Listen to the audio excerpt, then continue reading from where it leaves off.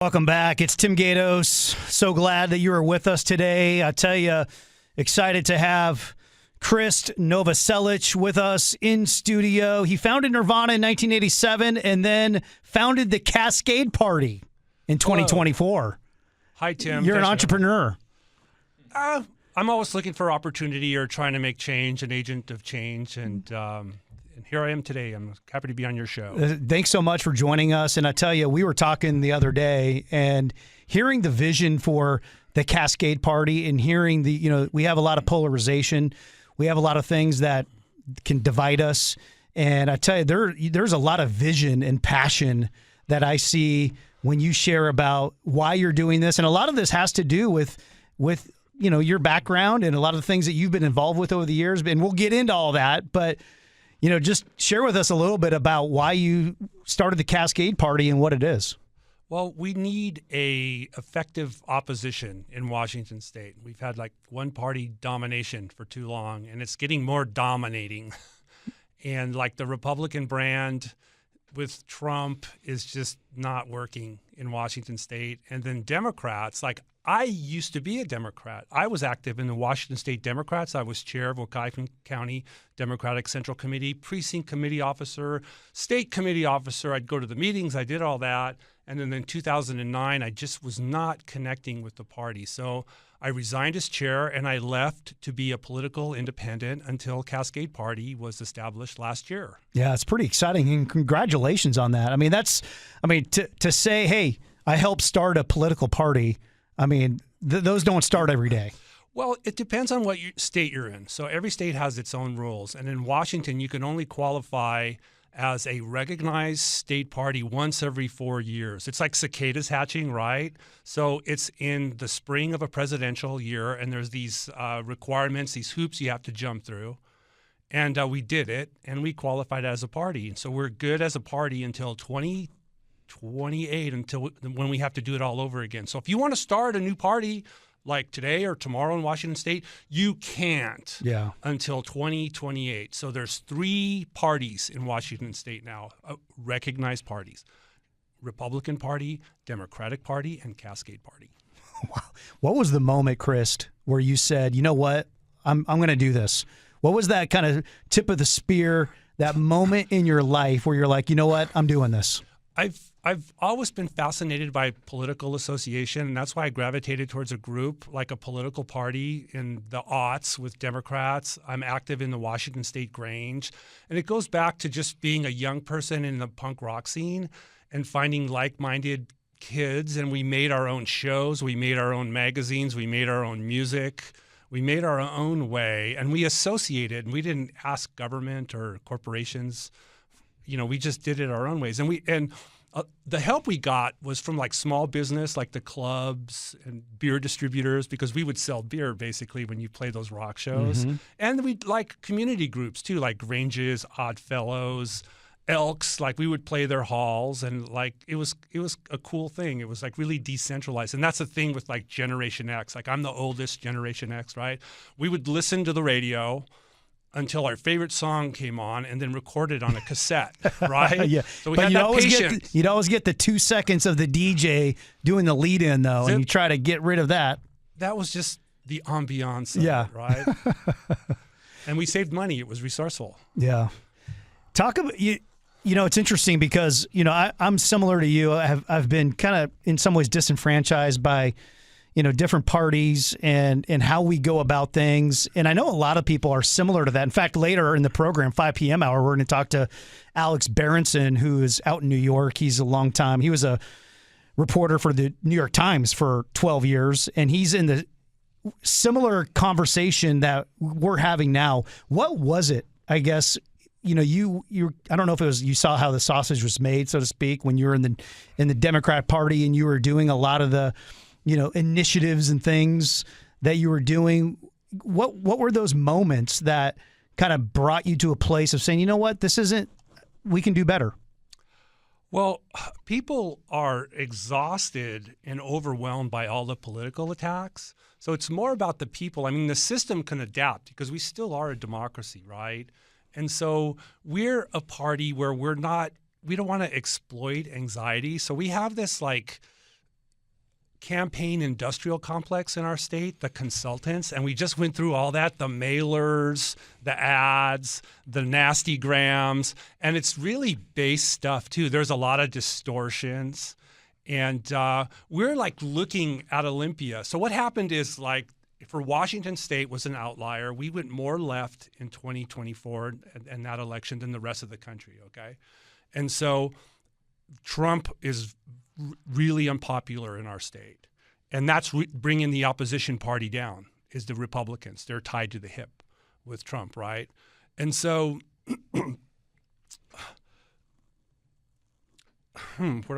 so things are so polarized, and so they're just running against Trump all the time. Mm-hmm. And so we want to look like, so the legislative session happened, right? So it's like the phases of grief. So there's like the shock, the denial, the anger, and there's all that happening with Trump. And you see it on social media, people sharing the memes all day long, right? I don't like the guy either, right? But he doesn't live in my head rent-free, right? So we had this legislative session in January, and the majority party, they like passed $9 billion in new taxes, right? And so like, where is this? So what are the outcomes, and what are we getting out of this? And so like what we're doing with Cascade Party is like we're looking towards the 2026 session as just objectively and saying, hey, what could be best for our state? So like now, like the agencies, they're submitting their budget requests, right? So the Department of Commerce is asking for an additional $3.2 million to fund local climate plans and plan implementation, right? $3.2 million bucks. Okay. Well, I drive a Tesla, right? So what are my emissions? Okay. Except right now at this moment, I guess I'm just kind of, sharing stuff. But and that climate stuff too, didn't Bill Gates just come out and say, well, maybe this climate stuff isn't that right? Blah, it's blah, not blah, as blah, serious. Blah. It's not as serious, right? But there's still like $3.2 million for local climate plans and plan implementation. But I'm not like an anti-tax guy. We're like, I'm the recovering Democrat, right? And so taxes are okay, but I want to see some measurable results. So there's another request in Olympia, okay? And it's from the Department of Agriculture. And they want about $12 million for the control of invasive Japanese beetle. Yeah. Right? And then there's like the details about how it's quote unquote extremely destructive to numerous crops. Okay? So I think the reasonable path is let's go for eradicating the beetles. Yeah. Which is bad because they're a great band. Like, okay, that just came out of my mouth. Like, no, B-E-E, Beatles. The Beatles. I was in the Beatles for a moment, and it was very interesting as a musician. Were you? How far back does your political inclinations go? Have you always been politically inclined? Were you? I always paid attention. I always voted. My first election was in 1984. I walked into a union hall in Aberdeen, Washington, and there was this massive portrait of Lyndon B. Johnson.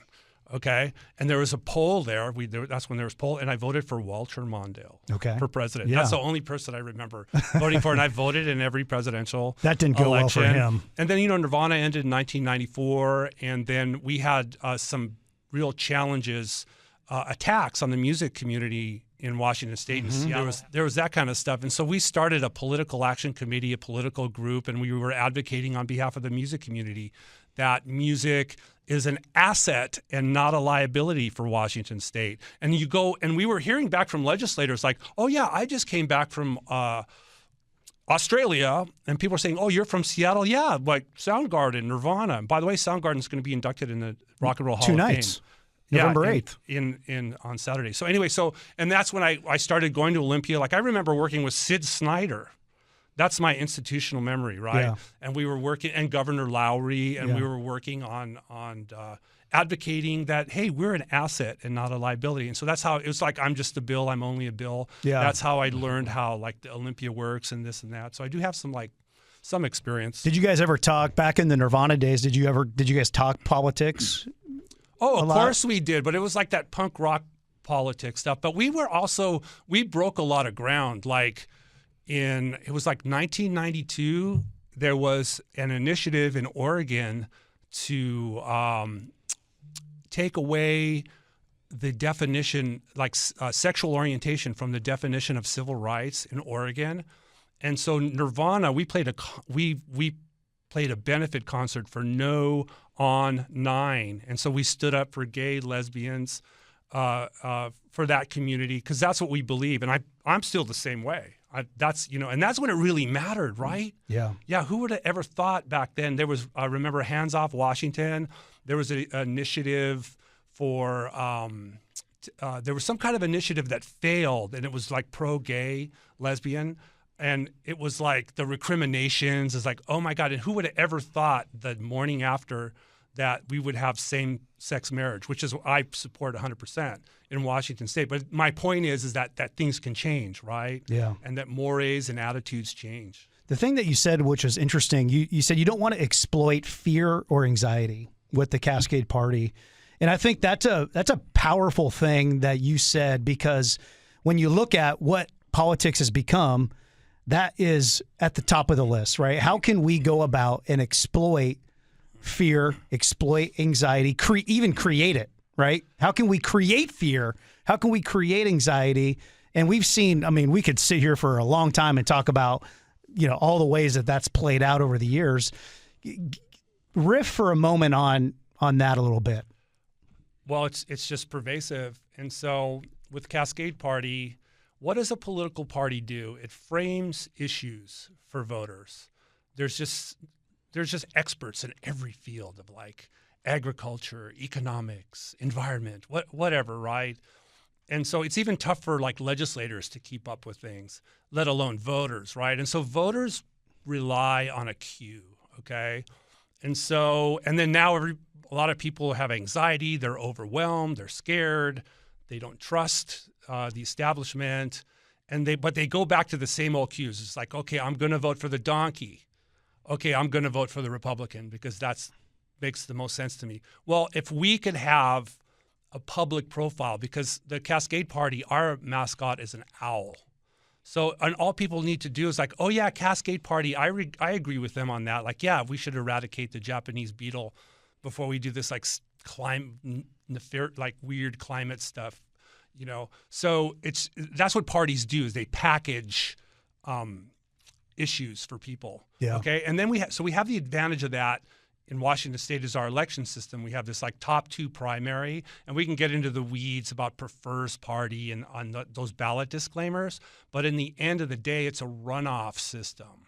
So if enough voters that's what parties do. And so if you do like comparative politics, like look at Australia. Like Australia has a dominant conservative party and a dominant Labor Party. But they also have like these surges of minor parties, like the Green Party, okay? And then the Green Party will do really good in an election, and they'll elect some people. But then the major parties see that the issues that they ran on, the issues that they introduced into campaigns, and then the major parties fold those into their own manifestos. Yeah. So that's another thing about being a new party and a minor party, is bringing issues into the campaign. It's just like, we get it. He's a blowhard. We get it. He's a bull in a china shop, okay? But what's going on in Olympia, right? Yeah. Yeah, and oh my gosh, I could talk about this forever, because to me, that gets so nauseating when the issues that we're dealing with on the ground. I live up in Lake City in North Seattle, and we're dealing with unbelievable issues up there. Long. I'm not going to enforce the soap zone. It's just like, well, what are you going to do? Have these like hug squads? Like, hey, the Johns, But when we talk to I'll go to these meetings. It's ridiculous. And they voted, we're going to have a new city attorney. I'll go to these meetings with, the 46 district Democrats. And to your point, all they want to do is talk about Trump. And it's like, Trump has nothing to do with what's happening in Lake City. He lives in their head rent-free. They're obsessed. It's like the guy with the bell and the clapboard. The end is coming. The end is coming soon. It's just Is there anyone that either you've connected with or you look to when it comes to people who have done similar things, right? I mean, we've seen other, artists and musicians who have gotten more involved and made big differences politically. But is there anyone that is your inspiration? Sonny Bono. There you go. We got it. Yeah, it's like Sonny Bono was cool. He came out of the music industry and he went to Congress.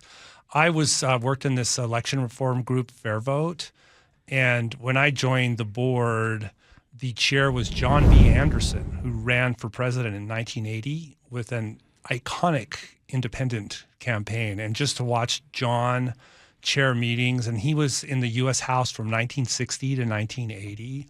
And we would ask him questions like, what happened when President Kennedy was shot? Or like, what was Gerald Ford like? Because he was in the House with, Jerry would, he was a great guy. So I'd like look up to him and his decorum. I try to be like that. And then like being in the Grange and just some of the leaders in the Grange, of my local Grange, and the way they would conduct meetings, and then that whole ethic of just being like nonpartisan and not trying to see humanity in people instead of just dehumanizing. Right. And that's what partisan politics does. And it robs us of that. Yeah. And we're just wasting our lives. It's just like, I just turned 60 years old, Hey. right? And Congratulations. Thank you. I made it. And then you start thinking about life and like, well, I can't make that commitment because maybe that's for a younger person. Yeah. And then you're like, hey, I want to love my family and my community and my home and my life. Yeah. And I have so many blessings. And so why am I going to get all wrapped up in politics? Yeah. Like, I love doing politics, but it's like policy and trying to do something different. And so with like Nirvana, we were it's a cliche, but we were disruptors. So the music scene in 1991, the rock music, there was no #1 rock record for like a year. And then you had these rock bands that were like these Aerosmith knockoffs. So like Aerosmith at the height of their powers in the late 70s. And so they took that, like this Hollywood Sunset Strip band, and they just kind of rehashed it, okay? And so you had people wanted a new kind of rock music. So we came along and like shake things up. And so trying to do that with Cascade Party, just do something different and make people feel dance again. On that point, is there any revisionist history that you see? And this can happen all over the place where you see things that kind of get distorted a little bit, but is there any revisionist history that you see from back in those days, talking about getting the #1 rock record and just how that played out, that people talk about now, that you're like, you know what, that's not exactly the way it was, and it maybe got revised a little bit? We had a #1 record, and we knocked Michael Jackson from the top of the charts. And somebody said that he was so upset that he slapped his monkey. But that never happened. But there's something like that. Like, poor thing. Yeah, poor thing. I love animals, and that was just appalling to hear that. Yeah. Do you play a lot right now? Yes, I play accordion and acoustic guitar. Now, I've made 5 records since 2017. Yeah. I made Giants in the Trees. Then I made this art record, Butterfly Launches from Sparpole. Check out butterflylaunch.com. Check out cascadeparty.org. Cascadeparty.org. That's the political stuff. But the music, and then the last 2 records I made was Third Secret with Matt and Kim from Soundgarden. So we had this like super group thing going. So 3RD Secret, check it out. Yeah, and you're heading down to L.A. for the on induction. Saturday, we're going to the Rock and Roll Hall of Fame to support Soundgarden finally. It's bittersweet. It's going to be one of those bittersweet. Chris isn't going to be there, we know. Right. So that didn't come out very good.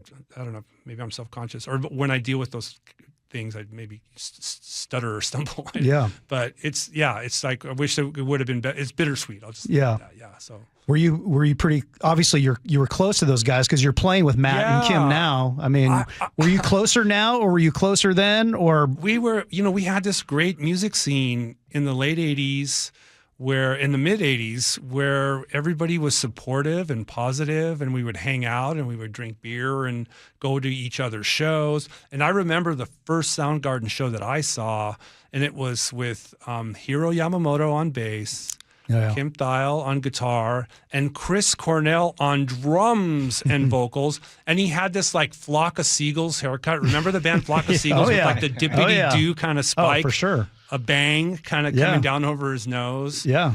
And it was at Guerrilla Gardens in the International District. And bands are like, there's like okay bands, And I could tell right away they were a great band. There was something about them that were like, I watched the whole show. Yeah. And there's something, obviously, with, I think of, Chris, he went to Shorewood High School, I think, didn't he? And I think He was a Seattle guy. I think he went to Shorewood, and then Lane Staley went to Linwood High School for a couple years. And there's a lot, I mean, you think. I went to Aberdeen High School. You went to Aberdeen? Yeah. Yeah.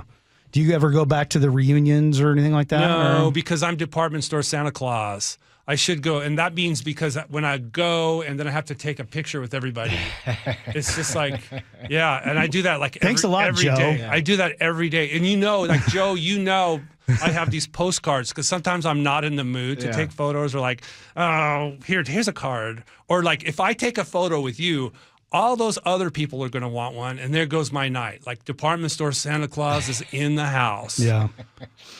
As you look back and just you think of you're still involved musically. Do you tour on any of these records that you're putting out? No, we were doing Third Secret, and Matt was still in Pearl Jam. So there's all this kind of like mixing and mashing, and so he would just go on the road with Pearl Jam. Yeah. So you can't really blame him for doing that. Right. Which he just recently said he's done, right? Yeah, he's not going to do it anymore. Yeah. It's a lot to do. A lot to get on the road. I haven't talked to him about it. I might ask him about it on Saturday, or maybe not. Yeah. Maybe just look to the future. When you think of we were talking about this between the break, and like the Cascade Party and the kind of the big picture, and the famous question that people ask, what does success look like? When you think of that and you say in 5 years from now, this would be a dream if the Cascade Party did this. Well, we're going to be recruiting candidates for the 2026 election, and to find candidates that are quality candidates and can appeal to voters. And we're having our convention in January in Centralia, and so we'll be reorganizing the party. And so as to get candidates elected or have enough of an impact to where you shift the narrative, or you contribute to the narrative. And that's what I mentioned earlier about minor parties, is to bring issues in. It's like, yeah, we get it, all this kind of mayhem and anxiety, but here's this issue, like maybe because this affects your business or this affects your household budget, right? So success is just really just being a party and participating. And we also do this, the way we associate is like, I'm not aware of any other political party in the world doing what we do. It's like we have our own social media. We have this app called HumHub. It looks like Facebook. It acts like Facebook, but we control it 100%. It's this open source app that we uploaded to our own server. Can you get locked out like Facebook? I got locked out of Facebook. I joined Facebook again like a couple weeks ago, and I got verified, and I think they charged me $11.99. And so, like, Chris, you should join it. You're doing this Cascade Party. It'd be good for the party. You're the chair of the party. Like, all right, I'll go back on Facebook. And then I'm like, you should get verified. Get that little verified. If you look, I'm probably there. Why hasn't Chris been posting in the last 5 days? Because I'm locked out. What did I do? I posted pictures of Chad Channing, the first Nirvana drummer. I did that. Sarah Nelson for City Council. I shared some of her stuff, but it's really nothing. So what do you think? What do you think it was? I may be a technical glitch or whatever, but I don't really miss it because I look at my phone. I'm in the house and I look at my phone and I'm like, don't do it. Be good to yourself, Chris. You don't have to pick up the phone. Pick up the accordion. Pick up a book. Like you could, yeah. So it's kind of like this obsessive thing. Like, why am I doom scrolling and stuff? Is just like, yeah. Then you feel bad afterwards. Like, why did I do it? I've just eaten a whole box of powdered donuts. What have I done? You know, it's just like, oh my gosh, that kind of regret. So I'll read a policy paper, right? Or like or listen to a podcast that's like got good information, okay? Because you're going to be doom scrolling, and there's people who are like, yeah, this guy is obsessed with Donald Trump. I get it. Like he needs therapy or something, right? Or some kind of like we should smudge him with sage or some kind of ritual to like exorcism, right? Yeah. Like get over it. But that's easier said than done because you'll disarm the opposition party in Olympia. CascadeParty.org. That's there it us. is. Krist Novoselic. cascadeparty.org. And the convention is coming up in January. Check us out. You can get all the information online, the Hum Hub. So you join the Hum Hub, you're a member. So we don't track you. We don't sell you to advertisers. We're empowering people. It's a new kind of social media. It's an empowering social media. We don't exploit people. Yeah. So we're breaking ground there too. Yeah. So people, that's something cutting edge. Hey, really appreciate you joining us today on the program. Thanks for taking the time and looking forward to seeing what Cascade Party does.